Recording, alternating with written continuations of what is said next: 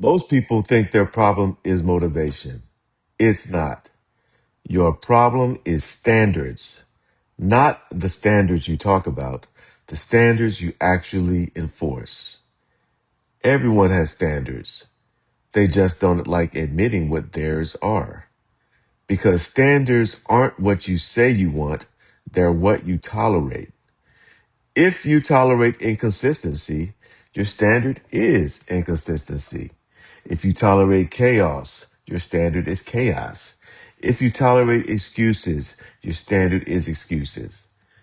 And here's the uncomfortable part. Your life is doing exactly what your standards allow.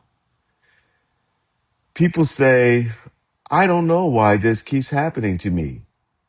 You do. You just don't want to say it out loud. Because saying it out loud means you'd have to stop allowing it. Standards don't require motivation. They require decisions, clear ones. A standard isn't, I'll try to do better. A standard is, this is no longer acceptable. No negation, no negotiation, no debate, no emotional discussion. Most people live in constant negotiation with themselves. They decide something, then immediately start looking for exceptions.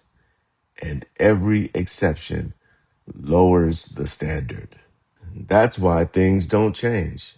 Not because change is hard, but because the rules keep moving.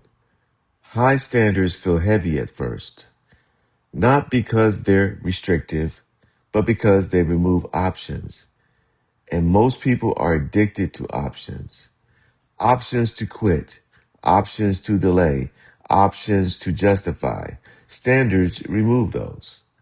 When your standards are clear, your behavior simplifies. There's less thinking, less convincing, less emotional bargaining. You just act. This is why disciplined people look calm. They're not fighting themselves all day. They already decided.